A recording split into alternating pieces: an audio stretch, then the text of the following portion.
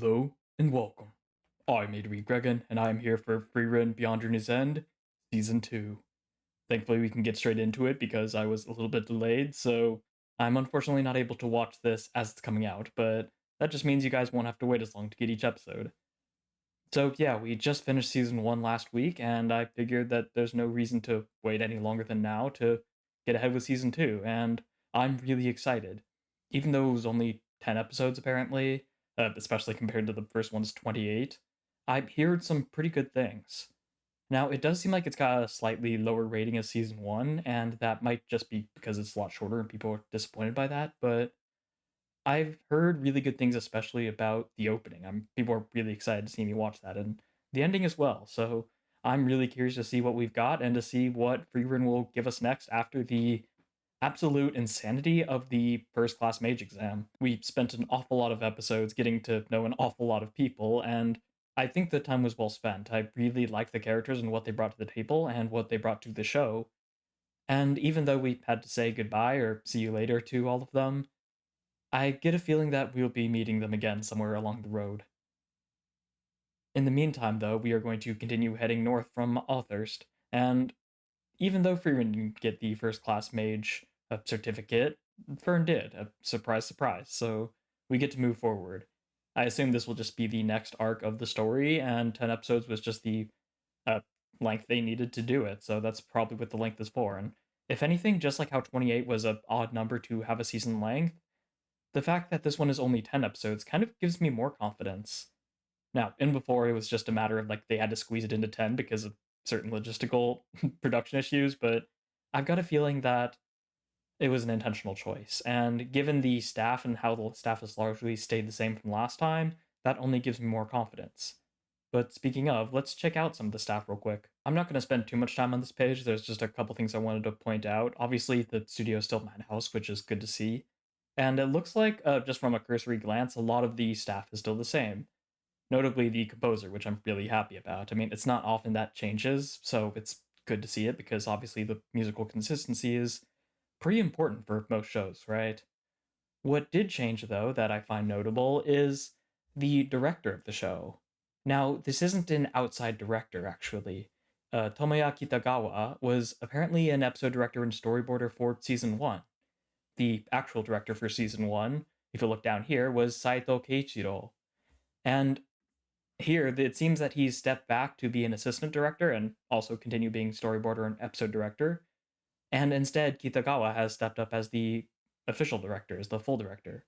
So it's kind of interesting. It's not something I've seen much. It may be more common, I just haven't noticed it, but it is kind of cool how one stepping they were both episode directors and storyboarders season 1. One was the actual director, but now they've stepped back as assistant, while the other has stepped up as director. And it's just kind of notable and kind of neat for me. So largely what this means is that the staff hasn't really changed too much. Obviously, there's way more to it than sound director and director of the show, but it just a cursory glance, it seems promising. So, given what I've actually heard about the show, I don't really have much of a reason to doubt it. But I guess we'll just have to get into it and find out. Before that, though, I told you this section would be quick. I do want to go into the comment of the day. And we are going to do it just because we had it at last time, right? This isn't a new show, this is season 2, but might as well do a comment of the day for the finale. Today's comment of the day is by somebody I don't think I've seen in the comments very much, and certainly hasn't been present in the comment of the day, so congratulations to Contagiosis. Now, this one I really wanted to use to highlight one of the two really powerful scenes that Himmel was present in the finale. The second one, of course, being the it would be embarrassing if we met again, the namesake of the episode. But this comment actually highlights the former one, where he's talking about helping people along the road, and even though it delays their journey to defeat the Demon King. I really like this because Contagiosis here notes how Himmel didn't actually plan for any butterfly effecting to happen, right? He didn't help people along the side because, oh, the more you help, the more good will come around the world and it'll come back around to help us. So it wasn't for some grand plan, and it wasn't the golden rule comes around, goes around. It wasn't anything so grand. In fact, he didn't even go off on some tangent and some He didn't hop on his soapbox and start talking philosophy. He simply said, when asked by Eisen why he was doing this, why they were doing this, he simply said that even though it may take them a longer route, he can't bring himself to ignore the people who are suffering, the people he can help. And he openly admitted that this probably won't change the world, and that's okay. And this is such a great humanizing moment for Himmel, right? It's especially for a character that we so often see as basically the mouthpiece of the author, if you want to put it that way. He's the kind of person who brings up these morals, right? And these ideas that Frieren flashes back to in these flashbacks and kind of reinterprets through the lens of the modern day. So this one stands in contrast to those, though, right? Because Himmel doesn't have some big message. He simply, in fact, he actively goes against that by saying, I don't really have a big reason for this. It's just me, it's just who I am. And to point out that contrast or to highlight it, Frieren leaves the flashback and says, despite that, the world is changing because Himmel's side missions, right, his side quests, ended up inspiring Weirbel, who now goes on his own side quests and helps people, which can have that butterfly effect that Himmel wasn't aiming for, but is kind of happening anyways. So Himmel isn't this all-seeing uh, arbiter of good, right? He's just doing his own things as a person in the world. He's in a position where he can do good, so he's doing good, not thinking much beyond that. And I really like that. I think that's a really underrated motivation, I suppose, for a hero. The desire not to be a hero, but just to do good. Not to do good for echoing consequences or ripples, but just because it feels right. Because the gut is a beautiful thing that we don't often give enough credit to. We want to have highly justifiable reasons, right? We want to make logical decisions, but we often ignore the fact that the vast majority of our decisions are made based on emotion and then justified by logic afterwards. Try it out one day. If you just try to make a decision and then when you find a reason like why you made that decision, check to see if there's actually an emotion that logic is covering up, because more often than not, it will be. So that's often running the background, but for Himmel to just openly say, it's just what I feel like doing and not have a logical reason for it, it just points to his earnesty, right? Even though he presents himself as this flamboyant narcissist who wants to be the hero and be flashy and have all these statues, he's way more earnest than he lets on, right? And yeah, it's hard not to love him. But with all that having been said, let's hop into the episode and the start of season 2. Real quick before that, though, if you are new here, first of all, welcome. I'm Avery Gregan, but I do full reactions. However, the audio and visuals will be altered for copyright. If you want the unaltered version, that's going to be on Patreon for $2 a month. You get access to all my stuff. Also on Patreon is Discord, which is just a little semi-private community. It's actually free to join, but it's a place where you can get to know the members of the IPPC, my little community, and interact with us better, reach out to me directly, and really just see behind the scenes and a lot of early access announcements and things like that. So if that interests you, go ahead and check out Patreon. But I'm going to put that YouTuber housekeeping on the side, and we're going to hop into Frieren Beyond Journey's End, Season 2, Episode 1. Let's see what we've got. And we've also got a new opening and ending. Lulu and the Story of Us, I believe. Endings by Melee again, which is great. I'm really curious how a song by Mrs. Green Apple is going to go for Free Run. I only know them from, I think I only know them from the Fire Force, so it'll be interesting to see what happens next. And yep, they're certainly, you can tell the staff is glad to be back. Animation is beautiful. Ah, oh, slow fade into the title. Lovely. Oh my god. The lens flare? We're in for a treat, huh? Really, out in the sky. 次の町に着いたら仕事を探さないといけませんね。Yeah. もうそんなことを考えているのか、フェルン。大事なことです。下木様、常に先の先まで考えていかないと旅を続けられません。 Fair enough. そうか。 Journey can't continue. 仕事か。手頃な依頼があるといいんですけど。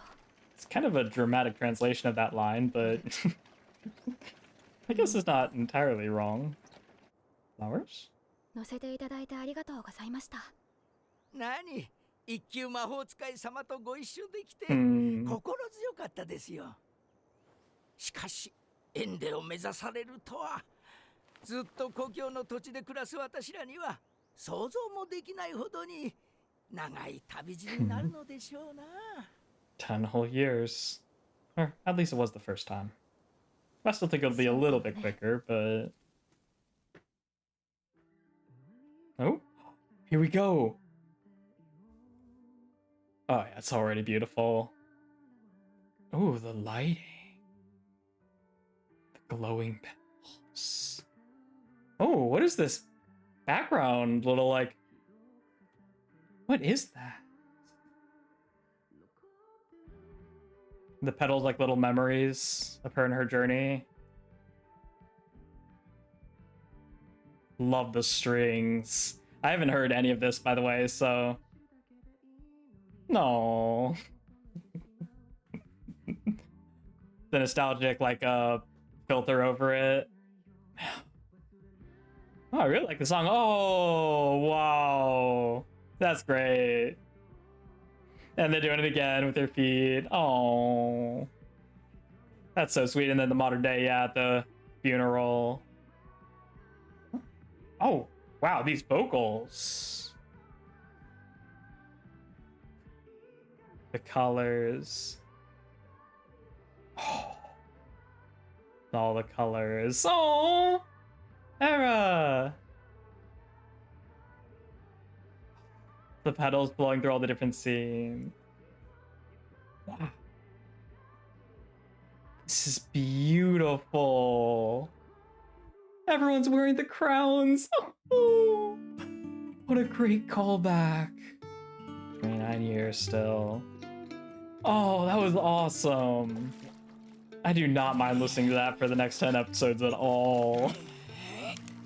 That just has so many good vibes. Oh. I love that opening. Oh, that's rough, Stark. 魚釣ってきたぜ。朝ごはんの足しにしますね。 A little small, but better than nothing, I suppose. 次は大物釣ってくるから。Yeah, it's like the size of your finger. Oh my god. ここら辺のはずなんだけど。 Why do you always end up フリーレン looking like 珍 that? しく早起きだな。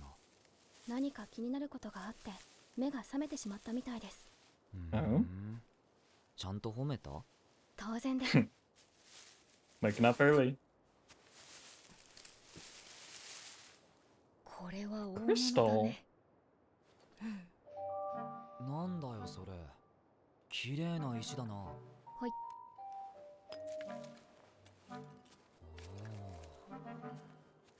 あれ？ Color shading is interesting. Definitely different from the first season.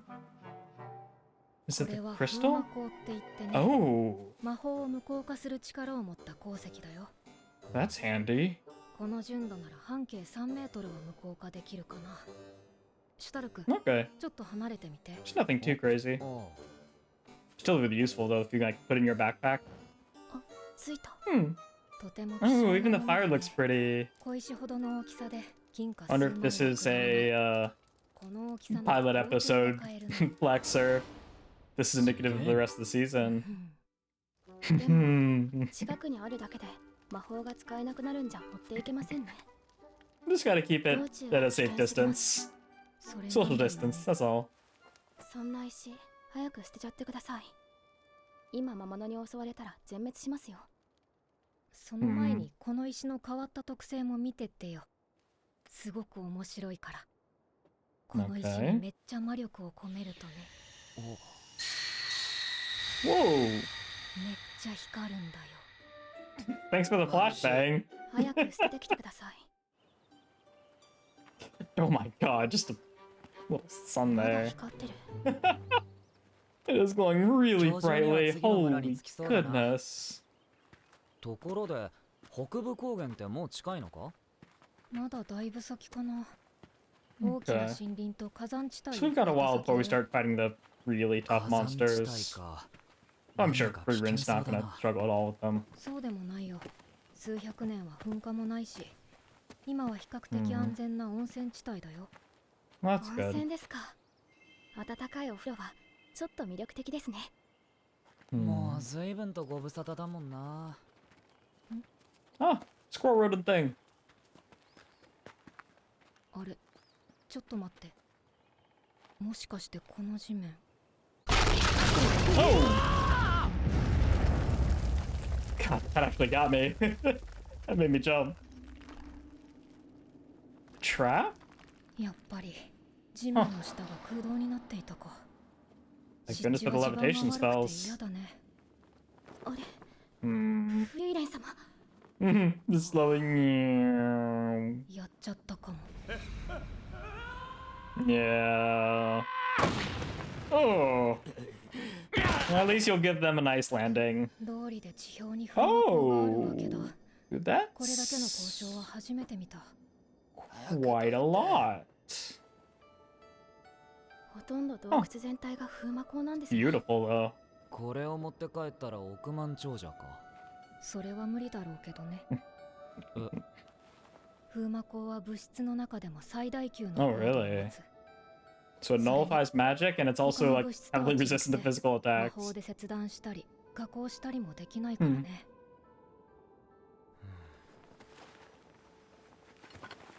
Sounds like it'd be valuable just because it's hard to acquire.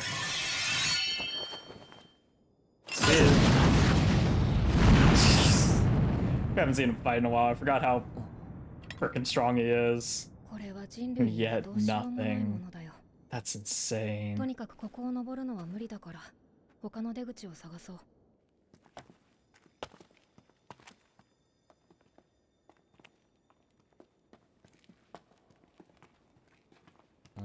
なんだよ。頼りにしているからね、シュタルク。 Hmm. 魔法の使えない Yeah, 私たちは exactly. ここではただの女の子だ。 女の子だ。女の子？ So 私、 basically. シュタルクがクソババアって言ったこと忘れてないから。 すいませんでした。まだね。すいませんでした。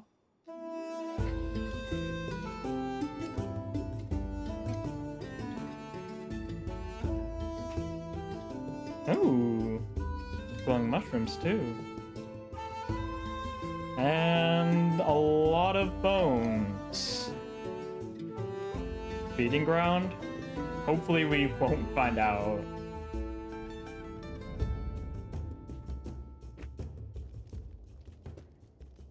Was she まさか sharpening こんな her ところで野営する the ことに blade な by ると using は the な。 crystal? とんでもな Kinda く clever, 広いですね。 so ここ。それに動物の骨も大量にありました。 in very suspicious piles. フリーレン様は大型の魔物の巣かもしれないと言っていました。 So we might be really counting on よ you. くぐっすり眠れますよね。気楽なもんだな。 She's built different. フリーレ Even ン if she 様は doesn't こん look な場 like 所でも it. 楽しそうでした。 Mm. 私は怖くてたまらない。魔力探知すら使えないんです。 Yeah, because malediction is a spell in and of itself. こんなことは生まれて初めてです。 They're reliant on magic, huh? 暗 Yeah, 闇に放り込まれたみたい。 which makes sense because she's had it her whole life. She's always been gifted with it. And is that our monster? Oh, what in the world is that? It's fast as heck. Oh, I don't like those eyes. And this シュタ apex ルクと dragon. は相性 That's. が悪い。 I don't like that また name 毒 one で死ぬ。 bit. いや死んでねえし。けど、じゃあどうしろって言うんだ。 Oh, I really don't like 気持 those ちよさそうに寝 eyes. やがって。どうしてそんなに。私はシュタルクに命を預けているからね。 Can't be letting her down now. シュタルクを前衛として仲間にした時からそのつもりだったよ。パーティーっていうのはそうじゃないと機能しないんだ。 I appreciate this focus on intentional focus on Stark after such a long arc with basically none of him. 逃げたくてたま It's ら nice that we're getting そう him back here, じゃあ一緒に逃げよ both in う this か arc following the big one, and also since this is the start of season 2. 目をつぶって Flashbang!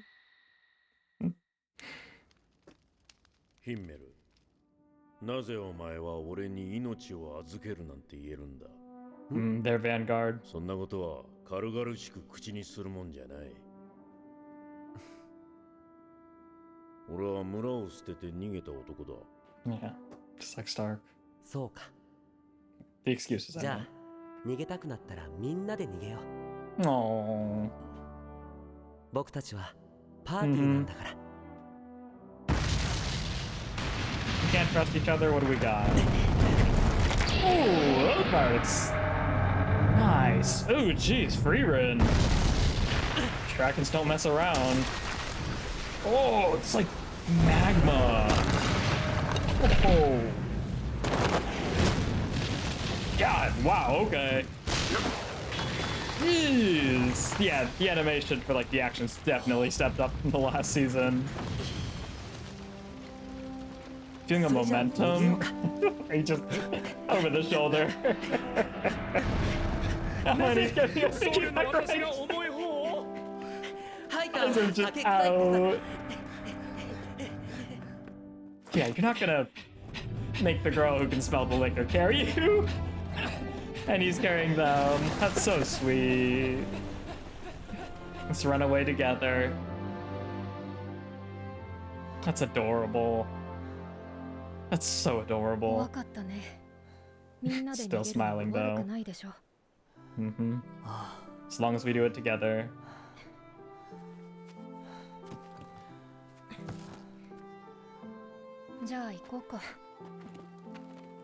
Oh, it's such a small thing, but just seeing her hair like move wrong as she walks and like stands up always just 何 it makes me happy. 腰が抜けて歩けない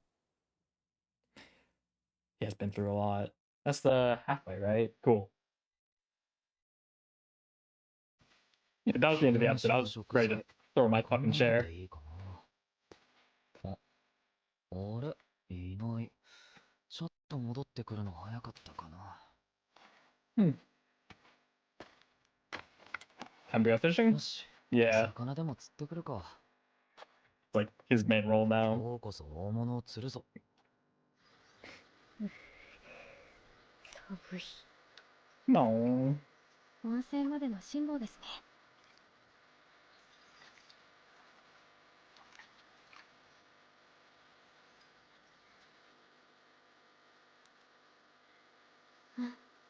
綺麗になった Oh my god, yeah, they're definitely showing off. They're definitely showing off at the lens flares. フリーレン様からもらった髪飾りも綺麗にな Oh, りましたよ杖だってそうだ items that mean a lot. フェルンって楽しそうに道具の世話をするよね She's sentimental with items. 今も笑ってる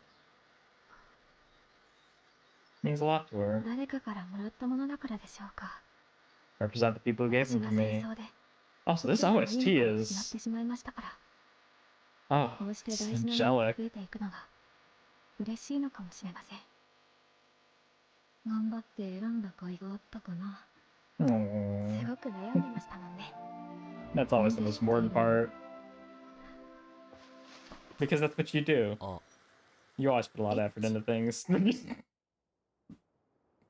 本当にごめんミス浴びしてるって知らなかったんだよ別に怒っていませんよ Yeah, it's obviously just a coincidence. できた Oh, little proud stance. So cute. Back to the comfortable vibes of Frieren.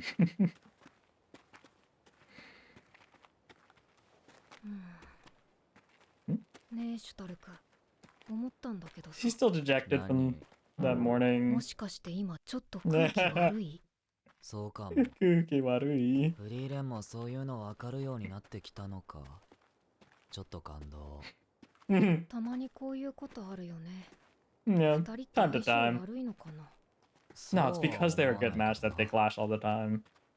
シュタル Come ク on, it's the first rule of human interactions. もし居心地が悪いならちゃんと言ってねシュタルクを無理やりパーティーに誘ったのは私なんだから。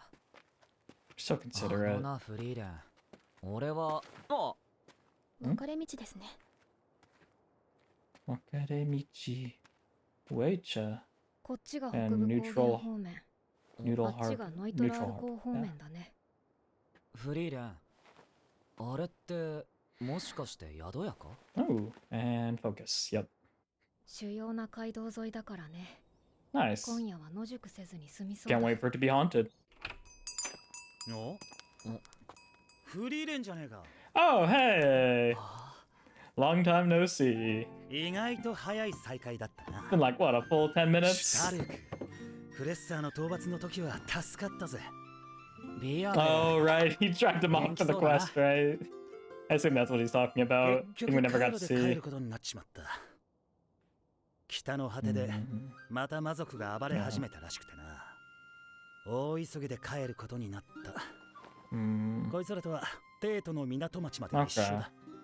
船酔いが嫌だってだだこねてるのよ。いい年したおっさんだろ。何やってんだよ。あのな、言っとくが俺はまだおっさんじゃねえぞ。 Yeah, they gotta work on your つい最近まで Raising 20代 Stark. だったんだ。それ別のおっさんもよく言っていたな。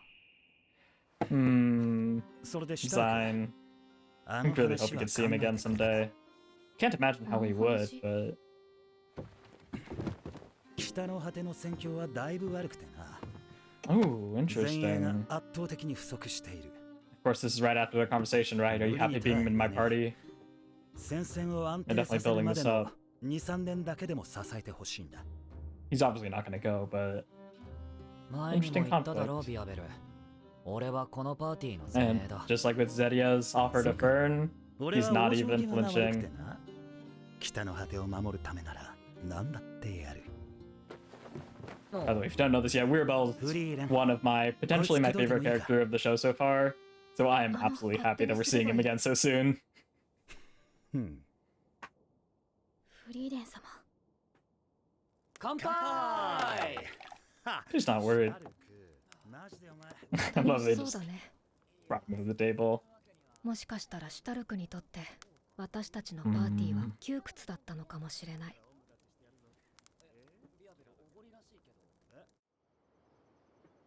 A little bit of insecurity. Which kind of makes sense. He does look like the odd man out, given their three-man シュタル team. ク様。ビアベルの Three-man 話 team. な You know ら what I 断 mean. ったぜ。 You know what I mean. シュタルク様はそれでいいんですか？ What if you guys fall into another 俺がなんでこの crystal パーティー cave? に Who's いる gonna と save 思 you う？ that time? You guys need me. フリーレンたちと初めて Not 出 that 会った that's 時 his さ、 reason. Probably because they gave him 本当はもう courage. 限界だったんだ。 Or they taught him how to find his own すべ courage. てを放り投げて、村を見捨てて逃げ出そうとしていた。最低だろ。フリーレンはさ、俺のことを無理やりパーティーに誘ったって言っていたけど、違うん Yeah, だ。 she coerced you. It's different. Nice cut. シュタルク様は Mm-hmm. 逃げないと思います。 Confidence in him that he locked あの himself. 夜にフェルンが俺の背中を押してくれたから、一緒に旅がしたいと思ってパーティーに加わったんだ。 Yeah. フェルンは気がついていないだろうけどさ、臆病な俺をここまで引っ張ってきてくれたのは、 Mm-hmm. フリーレンだけじゃないんだぜ。 That's so cute. That's so cute. 俺はどこにも How 行 many かな times い have I よ。 said this episode? だからもっと優しくして。 Mm. He's such a わかりまし softie. た。じゃあ Aww. いっぱい撫でます。 And she plays with it. 何 She 企ん plays でるの？ along. 怖い。めんどくさいなこいつ。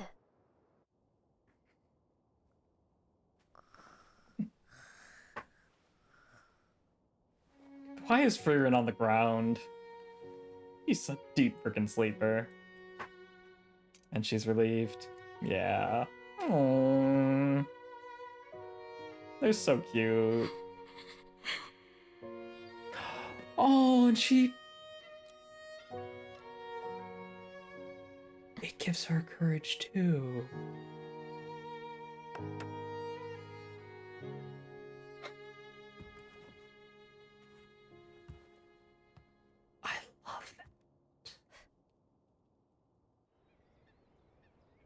love that. 結局口 Oh, we're 説き gonna 落とせ talk なか about った that after this episode without ちなみに question. 3人は船で向かう気はないのかカイロは莫大なロギンがかかりますし、 It's hard enough scraping together the cash, まあ just as 北 things 部高 are. 原は師匠たちも通った道だしな。 He can do it, I can. If they can 変な do 依 it, 頼を we 受けた can. り、厄介ごとに巻き込まれたり、 I love how it cuts to him when they say that. He does get dragged away all the time. お前らにはお前らの冒険があるってことだな。まあいい。どうせ北の果てにもいつか来るんだろう。その時にまた会おうぜ。Mata Jose. Oh, it is little wave. She's adorable too. それじゃあ行こうか。 Little apples at a grave. Huh. How interesting. Little offering. What a great episode to start off the season. In so many ways. That's Fiend. That's Fiend. Okay, so empty white background. Nice little hand-drawn style. Always love when they do that. Looks really smooth, though. A lot smoother than they normally do. Huh. This is such an interesting animation style. The art coloring being so intentionally rough. All the time she was traveling alone. 80 years. So it's Himmel writing the story.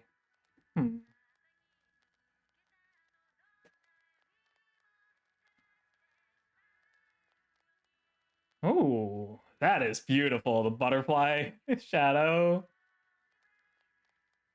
The trees growing around her. And the seasons passing. Oh, that's a lot of animals we haven't seen in the show yet. What is that? The transitions. Oh my god, the layering the soil.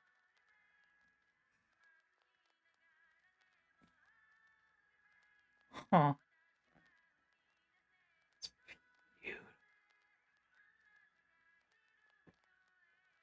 Hmm. なんだか大げさだな。暴君すぎない単に面倒な依頼が好きなだけですよ How interesting. 仲間で私は死ぬ魔のだ族を倒すことができた。南の勇者だよ。 The hero of the South, you say? As in the greatest hero? Like, the hero greater than Himmel? I'm forgetting what context we've had for the hero of the South up until now. I know he's been mentioned before. I was under the impression that he wasn't still around. Or maybe he is around and he's just a greater hero than, allegedly, than Himmel was. And before he's got that sword, which I guess he doesn't because we saw the sword in season 1, but unless he's picked it up since then. But what a fantastic episode. What an excellent introduction into season 2 and really showing how they ended off the first season on such a perfect place. Because this episode is so great in the grave with the apples. It's not the same one, but kind of cool how we start and end the episode with that. This is a great episode kind of reaffirming our journey, right? And reaffirming our vows, if you would, however you want to put it. It's kind of perfect. And the animation this episode goes kind of silly at random points, but it's a really great episode, reestablishing the fact that they're really short on money, that they're heading out to the next leg of their big adventure. Frieren being the worrier, Frieren being kind of off, being kind of distant, and Stark asking all the questions. Like, obviously, I presume these scenes and this scene in the episode, I'm sure most of the episode at the very least, if not all of it, is from the manga. So it's not like this was designed for episode 1, like right for the start of season 2. I could be wrong about that, but I've got a feeling it's not. So I guess in that sense, it's unintentional. This is a great introduction to these characters, showcasing their personalities perfectly, getting you back up to speed with their personalities, their interactions, their chemistry, without actually like being built for that, which effectively just goes to show that their chemistry and their personalities are just always on full display, right?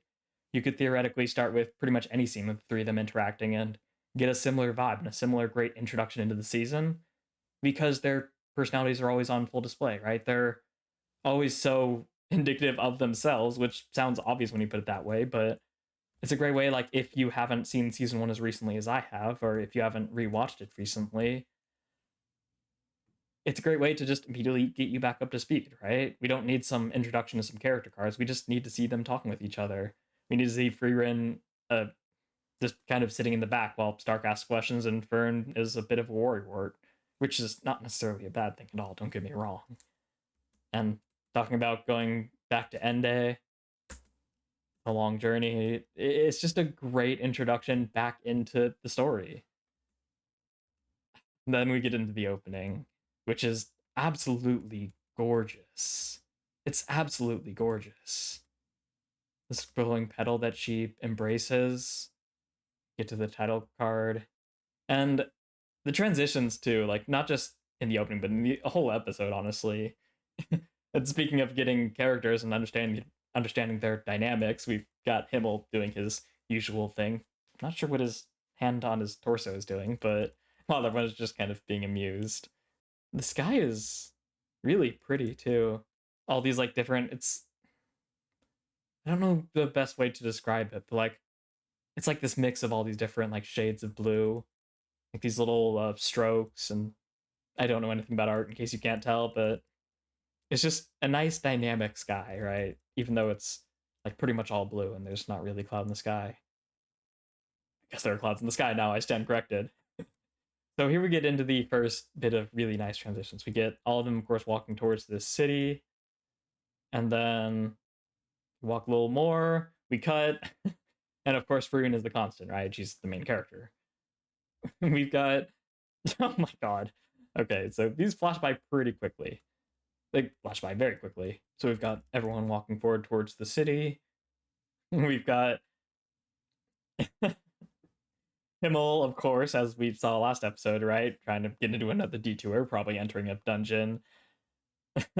We don't really know what Aizen thinks about it, but he's probably a little bit exasperated.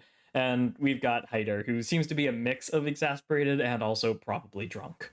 Hungover, sorry. We've got Aizen. I like how Aizen's always just kind of like sitting back, just being like, these fucking guys. He's kind of the position of Frieren in the new team, though I guess Frieren also held that position here. You're not wanting to go out, also still probably hungover, and this time we've got Himmel who actually wants him to keep going. We've got them walking through a dungeon, everyone armed and ready. This is interesting. A really hot, like molten area.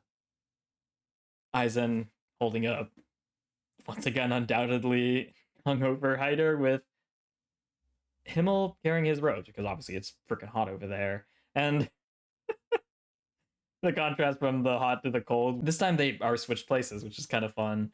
Aizen is still holding Hyder, and Himmel goes from holding his cloaks, it's too hot, to even everything he's wearing isn't enough. Just a nice little contrast, of course, assisted by the fact that we go from a super hot to a super cold place. And then we arrive at, of course, the Demon King's castle with everyone all ready to go. And cutting back to the scene where they're all walking in the first, before we went through that little montage, she looks back over where Himmel is. Himmel returns her look. And they walk on. And then we get the next little montage, this time a much lower perspective. Everyone's saying hello, Hyder being a Hyder. Hyder definitely hungover, Aizen giving him a little pat. And it's so cute how Himmel's just looking back at Frieren, the sun, of course, rising behind him because Himmel's the paragon of virtue, even though he surprisingly doesn't hold himself to be that. Walking towards some sort of kingdom. I don't know if that's the one where he started from, but... And then, yeah, the episode 1, right? Them all looking at the meteor shower. And then cutting to the present day, also episode 1, when they gathered back 50 years later. So pretty. And finally, the funeral. And they both turn back to look at her as she stops. Oh, that's great. It's such a great opening with so many like little subtle things, right, that just really pull it together. Oh, the color like mixtures, like that flash that fill her form and also the shadow. And this time we don't have the glowing petals, but we've got this blue petal flowing down. Hits the ground, she picks it up, looks at it longingly, blue petal, presumably Himmel, right? Because the blue flowers were his favorite. But then flowers start blooming all around her, and we get filled with color as the new team, her newfound family, puts a flower crown on her head. Episode 2, I want to say? Might have been episode 3. And of course, then we move into the present, right? Yep, we just learned that he gets seasick. I don't think we know who that is. Or that. I wonder if that's the hero of the South. Oh, cute little little baby goat thing hopping around. Don't know who that is.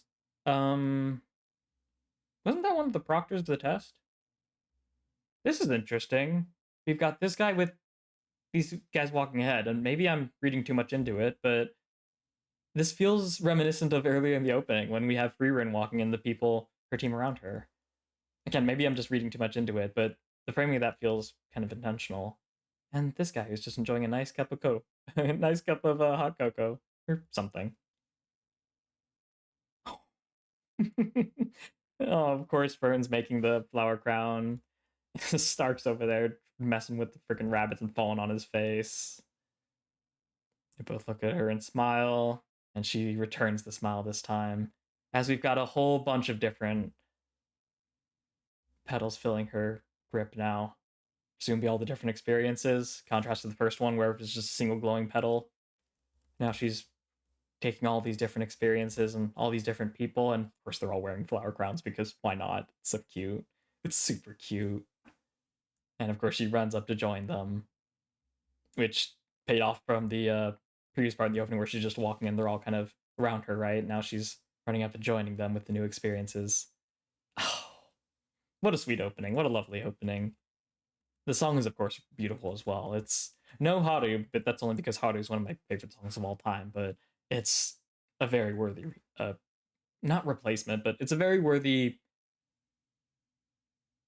successor. I don't know why that word took so long for me to take, especially given how much I love MHA. So we start off with Stark fishing, which seems to be his new favorite thing. I guess it's an easy way to provide people with a minimum risk, unless it gets a fish that's a little too big and it throws him into the pond. But I really like how I mentioned it during the episode. This episode is so Stark focused, and I guess taking a step back because again, this is most likely, can't wait to be corrected wrong, but it's most likely manga material. So following such a long arc as the first class mage exam, which had basically no Stark except for little gags.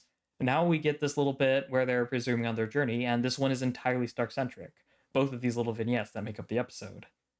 And it seems like moving forward, we'll get a little bit more of him too. But it's just a great, not only a return to form, but also a reminder that, yeah, he is important. He's not just a joke character, right? He's not here for no reason. He's an essential part of the team and a great character on his own.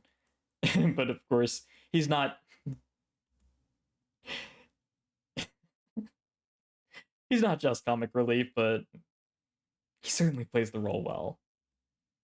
It's kind of neat to have a little teapot hanging on a branch twig thing. And I'm not going to say the comment that came up in my head. Frieren is sneaking around because she had a suspicion, and we get introduced to these magic negating crystals, which will of course be important a little bit later.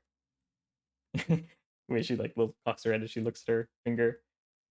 You know, that neutralizes magical effects. Effective radius of 3 meters. Let's get rid of that.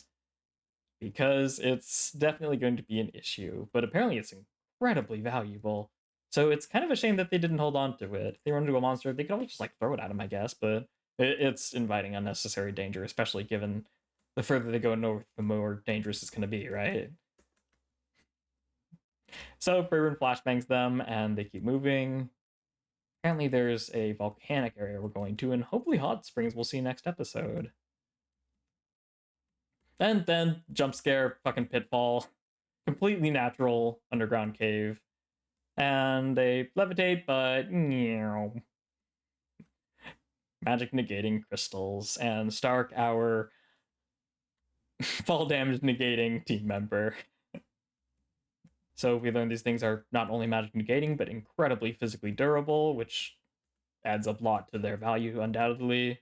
We see some really scary, some alarming piles of bones. So there's clearly a monster here, as we see in a little bit.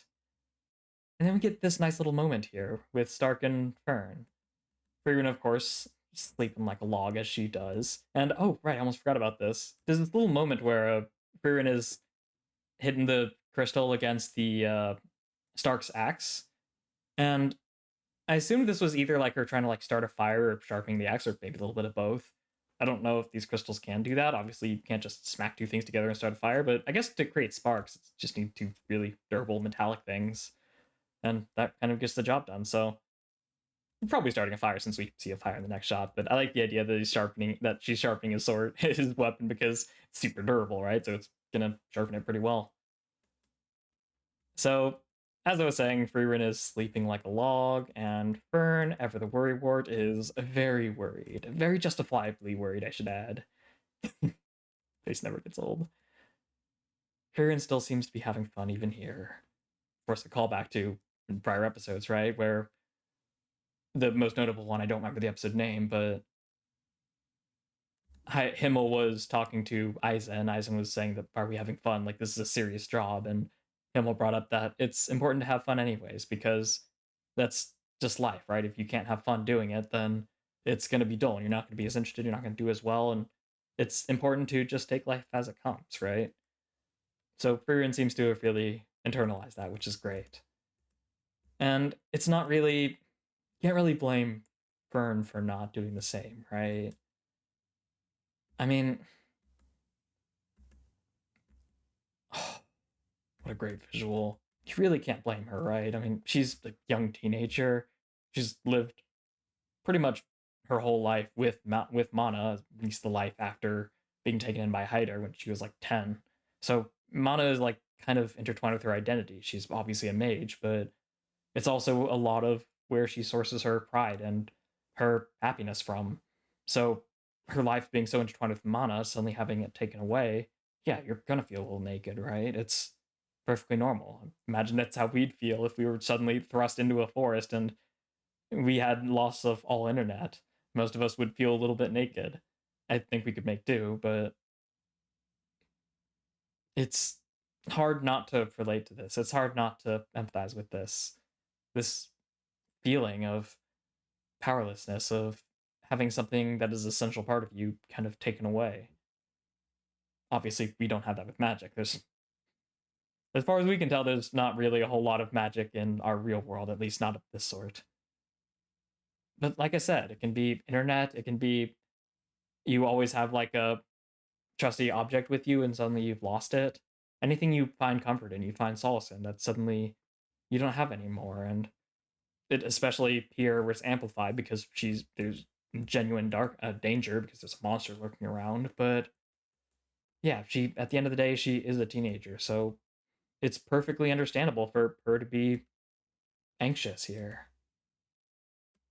And completely justifying that anxiety, the monster shows up. A venomous apex dragon, which sounds horrifying. I presume they don't mean apex dragons in like the apex of dragons. I think that's just its name. It's a bad matchup. You'll die from poison again. Come on, I'm never gonna live that down, am I? It's not the only thing that you'll never live down. But of course, Fern isn't the only insecure one, right? Stark is kind of plagued with insecurities for ever since we've known him. Frieren, on the other hand, does not have such insecurities around him. She has full trust in him because parties don't function otherwise. I'm a man who flees during critical moments. Even right now, I'm desperate to run. Then shall we run away together? And we use the flashbang to go into the past. How can you trust me with your life? Not something you should say so readily. I abandoned my village and ran away. well, it's okay if you want to run, as long as we do it together, because that's what parties do. I don't like seeing Frieren's arm like that. So this is a little bit interesting. I think this is one of the first times while I'm watching this show where I wanted to stop at a line, and as I've thought about what to say for a few seconds, I realized that there was definitely something I want to say, but I couldn't really put words to it. There was just a urge to say something because I could tell there was something I wanted to have said. And I was kind of coming up with a blank, so I've been thinking about it for the last minute or so. And I think I have a framework. I think I have concepts of a plan of what I want to say here. So I really like this. So let's go with what I do know. The idea that it's okay if you are the Vanguard and you're afraid. We don't have faith in you because you're infallible and because you'll definitely pull through. We have faith in you because parties don't function, obviously. Right? That's the most baseline thing. Like, a party literally will fall apart if we don't have trust in each other, because otherwise we'll spend all our energy worrying about each other and worrying if the other people can get the job done, that we won't really be able to function well. So, base level, that makes sense. But what really makes this super wholesome is the idea that if our vanguard, the person who's in the front and that we're relying on to get us through this, wants to run, that's okay too, as long as we run away together. It's not just about you performing your role well, right? Party members aren't tools. Party members aren't just roles that we assign to achieve our mission.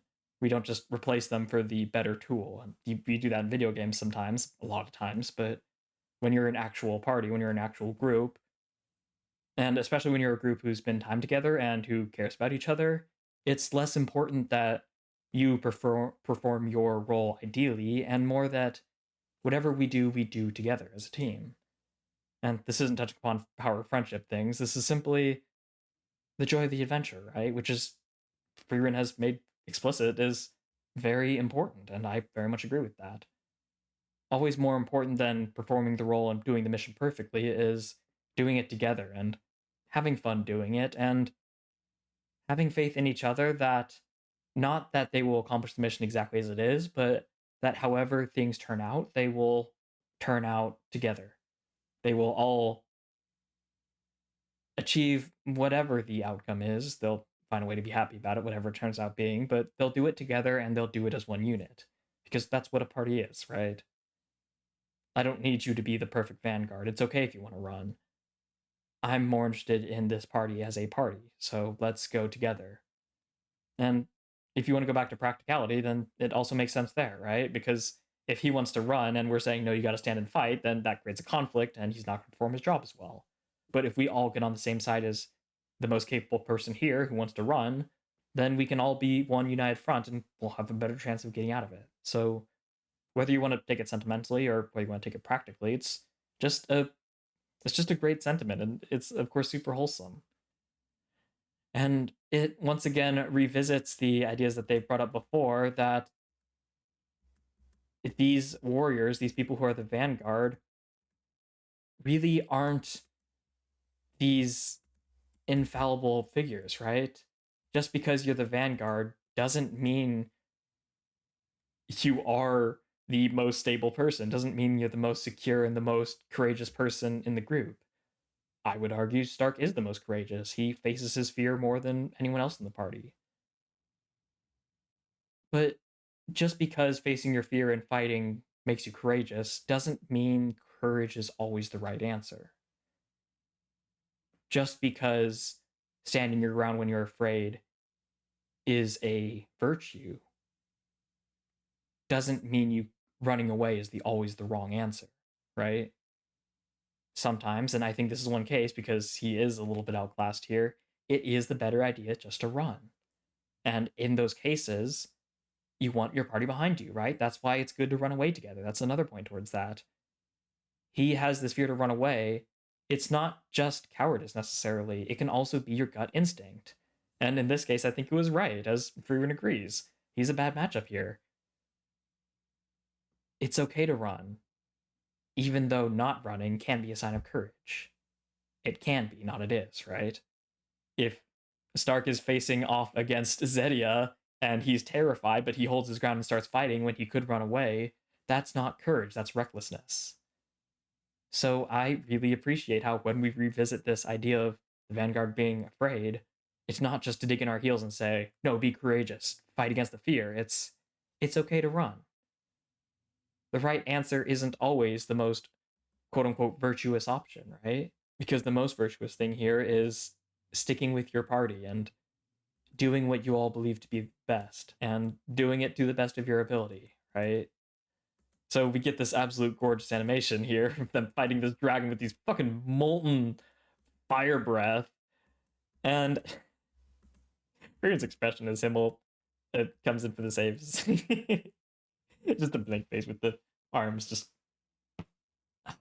having Todd, and oh my god, Aizen. No wonder he was down for the count after we got bam. Just with no hesitation, just hoist. It's time to run. And that's another thing, right? You don't necessarily need to commit, right? Because what's also really great about this flashback is they aired out their issues and their concerns, right? In airing out the issues, Aizen talking about how he wants to run, and Himmel saying it's okay to run, they've talked through this thing that ended up saving them. This would have been a really bad situation if they hadn't brought up the idea of running. So because of this transparency and because they're such a good party, they were able to get out of this. And that's a very underrated benefit of airing out these fears, right? You don't want to because you don't want people to think less of you. But if you do, and especially if you do in the presence of someone as amazing as Himmel, who's going to most likely comfort you and say like, yeah, that's a fair point, suddenly they have that back pocket, right? You can face your fear and be courageous and fight, and you don't have to commit to it. If the situation changes, which it did, we can still run, right? Again, it's like you don't always have to choose because you don't always have to choose the valorous option, right? The virtuous option. You don't always have to face your fear and be courageous and fight. You can run. And if you choose to be courageous and fight, you don't have to commit to it. You can change your mind and run if that becomes best option. Just great messages all around. I know, shocking. It's Frieren. Sending good morals, unbelievable. Inconceivable. So they escape and they just kind of walk out. But of course, Stark is down for the count. So we move on to the second half. And we get this cute little scene of them bathing and just kind of washing their feet. And of course, we revisit the sentimentalism of the end of the last season, right? The attachments that Fern has demonstrated she has, especially with items that are gifts. She looks so proud of herself as she's taking care of her things, which says a lot about her character, right? It says a lot about somebody with how they maintain the things they have, especially things that are gifts. It shows how much they value it, right? And that's not to say that if you don't take good care of your stuff, you don't value it. There's so many different elements that could be at play, but if you do take good care of it, it shows that you value it, right? That's a one-way thought. It doesn't imply that you don't care about it if you take bad care of it, but if you take good care of it, it says you do value it. And she does value it, and we see it here. She's lost so many things. And she posits that the reason she takes good care of her things is because she's blessed to have gained all these things that are important to her, even after losing everything in her village. It's bittersweet, right? It was worth that effort. You put a lot of thought into it. How do you know? Because that's just the kind of person you are. And then, of course, Star comes in and interrupts things. And here, I just want to see this again. It's such an unnecessary scene. That's so absolutely adorable. Oh, makes me so happy.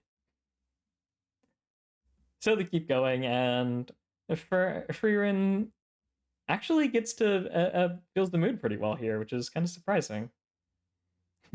Looks like this journey is affecting her after all. She's starting to understand people a little better. Only a little better, though. Thinking that the air gets sour between them all the time, thinking they don't make a good match. I mean, that's humanity 101, right? The more they argue, the better match they are. But of course, this is the means to introduce a little bit of uncertainty, a little bit of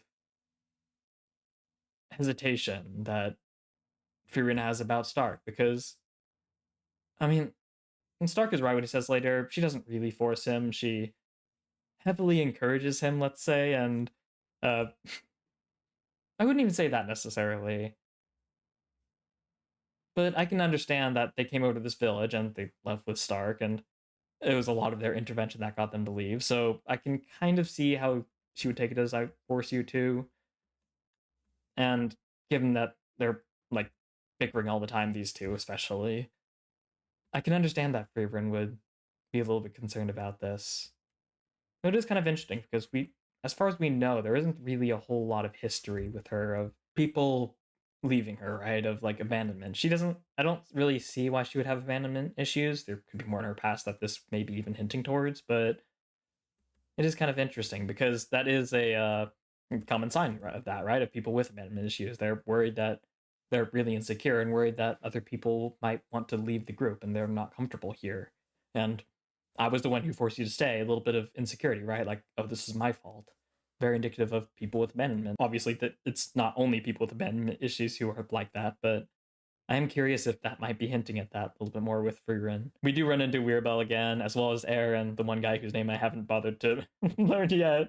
I feel bad about him because he's super fun, but I'm really glad we got Weirbel, and I really love him so much. He's so fun. He's such a fun character. Aren't you a grown man? What are you doing? Oh, son. So Weirbel references an offer, presumably the point where he pulled them out of, I think, between the first and the second test, and we didn't really see what resulted of that. And of course, feeding off the last scene and of the insecurities already breeding within Frieren, you should come with me. Which isn't really new, right? I mean, back before when he pretended to be that lord's son who passed away fighting demons, he also offered, like, you can stay here, right? And he rejected it. So this is not a new thing of Stark potentially leaving the party and of the temptations of people pulling him away, right? But despite that, and reminiscent of Fern talking to Zedia at the end of last season, he barely bats an eye. I'm this party's front leader, and as we see in the future, do anything to protect the North. Mind if I persuade him a little bit? Go ahead. Because she wants what's best for him, right? She obviously is not okay with Pico's, and she's clearly insecure, so she's not. I wouldn't say she has like full confidence that he'll stay with them, but I think that suit yourself is really more just making sure he's happy, right? Giving him the best options. And since she's concerned that he may not be happy here, if they can persuade him to go out there where he may be happier, then all the better. Which is a little sad, but once again, he's not shaken, and very soon we'll see why. When I first met you guys, I was at the end of my rope. I was ready to abandon the village and run away. The village that assumed he was far more of a hero than he was. I suck, right? Frieren said she forced me to join, but that's not what happened. The little transitions are just lovely. I don't think you'll run, she'd said back there. Because you encouraged me that night, I wanted to travel with you and join the party. You may not realize it, but Frieren isn't the only one dragging my cowardly butt this far. This is such a sweet moment. It's such a sweet moment because not only does it reaffirm and solidify why Stark is not only comfortable being part of this party and doesn't hesitate when people invite him to leave it, but also why he won't in the future. Like, this isn't really up for debate, right? Even though he's not Frieren's student like Fern is, and she has that to fall back on, I'm her student, I'm not leaving. Stark has a strong emotional attachment to them because they're the ones who helped him find his courage, right? They didn't give him courage, they helped him find the courage he had to face his fear and to show him that it's okay to have confidence in himself, something that he didn't have before. At the end of the day, our brains are pattern recognizing machines, right? They're always looking for empirical data to support its conclusions. I said in the prep that we use emotion to make our decisions and we justify with logic afterwards. That's not to say that logic is any less important in our brain. The opposite, really, right? Our brains always look for reason to justify things, to choose the most logical outcome and to prove why our decisions are the most logical. It's a very empirically based algorithm, if you would, that operates our brains, our flesh mechs. When it comes to conclusions you have about yourself and like self-esteem, that is also empirical, right? If you have a history of accomplishing things and of people believing in you and showing you it's okay to believe in you, then you're more likely to have a stronger self-esteem. If you have a history of failing, and not a history of failing on its own, but a history of failing and feeling bad about it, and especially if other people like rate you for it, and especially if you have a combination of all of them, you're more likely to lack self-esteem, right? Because you have data that supports if you do something, you will often fail at it, and those are highlighted by the comments from within and without, right? And you don't have as much data or any data that shows that it's okay to have faith in you, even though you might fail, and even though all of your emotional signals are telling you that you are not right for this job. When we were introduced to Stark, right? Everything within him was telling him he's afraid, he's a coward, he's not able to face the dragon head on. But Fern gave him a data point that somebody who is clearly capable, Fern, believes in him and that it is okay to believe in him. Now, the brain being as ever logical as it is, or at least trying to be as logical as it can, naturally it would assume that, oh, you haven't seen me fight, so you wouldn't really know. And I believe he said something along those lines. Regardless, even if it pushes that idea away, right, and shakes off what she said, the seeds were still planted. Because you can't choose what other people say. So if somebody goes out of their way to say, I don't think you'll run away, even if you write it off as nothing, you can't do it in the same way you'd write off your own thoughts, because the fact of the matter is that they said that. They said that thing that you can't really say to yourself. So the seeds are planted, right? And then Frieren also iterates how she believes in him, and then he fights the dragon and he's able to do it. Suddenly he's stacking up all these empirical points that he's capable, that he's somebody who can do things despite not feeling like he's able to do it. So yeah, it really is a group effort between both of them, and not them giving him courage, but them showing him that it is okay to believe in Stark, so that Stark can believe in Stark. If you've seen Gurren Lagann, believe in the me that believes in you, right? Believe in the you that believes in the me that believes in you, and ultimately believe in the you that believes in you. Because the start of it's nice, believe in the me that believes in you, but that eventually leads to dependency. The ideal outcome is to believe in the you that believes in yourself, because that is an internal locus. That is something that you can always draw from because it's not dependent on anyone else. Which is why it's so important that Stark's journey started with actually beating the dragon, right? It's so much more powerful than just them encouraging him and telling him he can do it, because then he would depend on them. It would be their words that give him strength. Instead, it is their words plus his own actions. And that is so much more powerful and so much more difficult for the brain to ignore, right?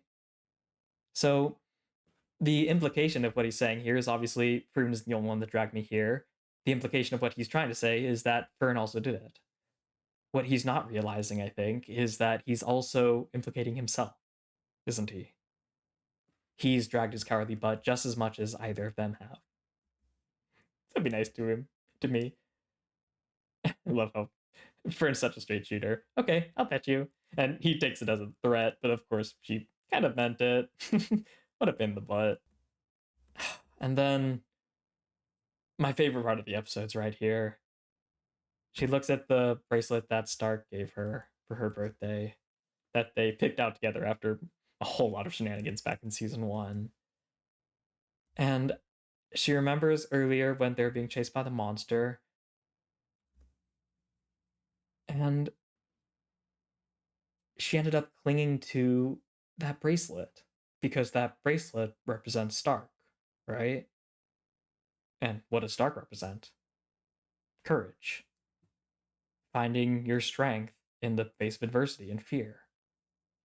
What's Fern feeling right here as she's hoisted over the shoulder and staring at the monster that's chasing them down, completely without her blanket of mana to protect her, and completely at the whim and mercy of Stark, who's the only one who can really still do anything now. overwhelming fear, right? So it's really cool how, and it's really wholesome and sweet how she turns to the symbol of the embodiment of courage in their party, the bracelet Stark gave her. And in doing so, she is able to quell her fear even just a little bit, right? And even if she doesn't, even if she still feels just as terrified, the importance of this can't be overstated, right? Whether it's conscious or not, this is her safe place. This is her comfort object, right? This is her good object.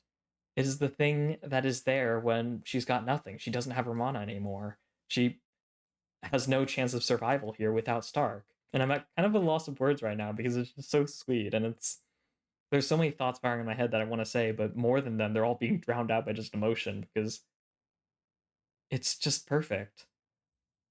As we said earlier this episode, these objects were gifts, right? So they represent the people that were given to them. And that's nothing new. We see that all the time, and we probably feel it all the time. I certainly do. I love things that I have that are given to me, even if I never use them, because they represent the person and they represent the gift and our relationship.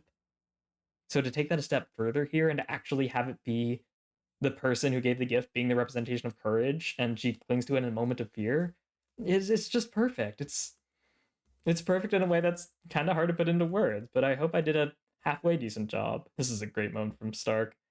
It's super short, it's just one line. My master made it through, but the implication that my master made it through, so why can't I? Great little bit of courage that he probably doesn't even necessarily realize that he has, and showing that he is slowly building that up, right? And this was the line that really sold me on how this is such a perfect introduction to season 2. This ending scene really just showing up the whole episode. It's such a great reaffirmation of their journey, right? And of their teamwork and their convictions to go through, right? You've got your own journey to follow. Both saying it to them and to the audience, right?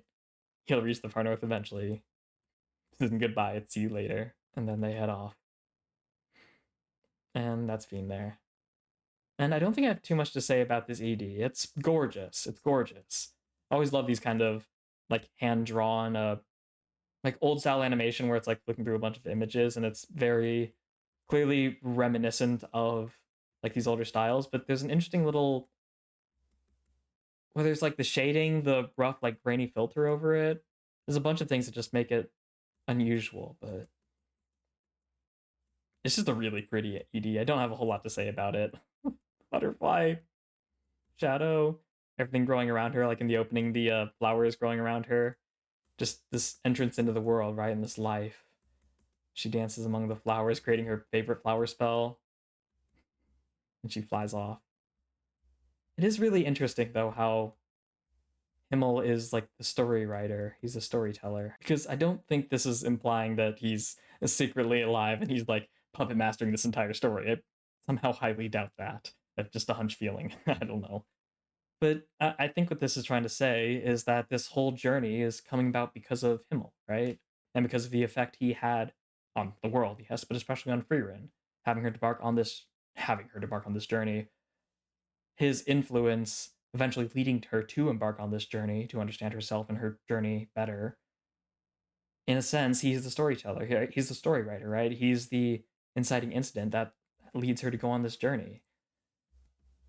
And he certainly does appear enough in this story that I wouldn't be surprised if he's basically the narrator of the story. But I don't know, it's just really cool. It's really cool representing that, the person who inspires this journey to go, to start as like the story writer, writing with, of course, the blue pen because it was just kind of his color, right? For obvious reasons, and of course because like the flower. So it's a great ED. Not a whole lot to say about it, but it's just absolutely lovely. And I think that's where I'm going to end it off here. I feel like there's more I want to say about the episode, but nothing's coming to my mind right now, so that's what the pre-prep is for, right? So I'm sure you guys will leave your thoughts in the comments, and I'll have plenty more to say for next episode. So if you're excited for that and you want to be notified as soon as that one comes out, go ahead and subscribe, get notified, and also leave a like. It really, really helps me out. It shows the algorithm that you enjoyed it, and it shows me that you enjoyed it, which is pretty encouraging. Again, like I said before, leave a comment if you do want to be in the next prep, or even just if you want me to see your thoughts and want to participate in the discussion. I read every single one, and if I've hearted it, then I've read it, and I may or may not reply it to there. I may reply in the next episode, or I may just read it and say and think, perfect comment. I have nothing to add. I'll just leave it at that. So I hope to see you down there, or maybe even on our Discord, or maybe on Patreon. But putting all that YouTuber housekeeping stuff aside, thank you so much for watching. That's the most important part. I hope I see you in the next one. And until then, have a lovely rest of your day.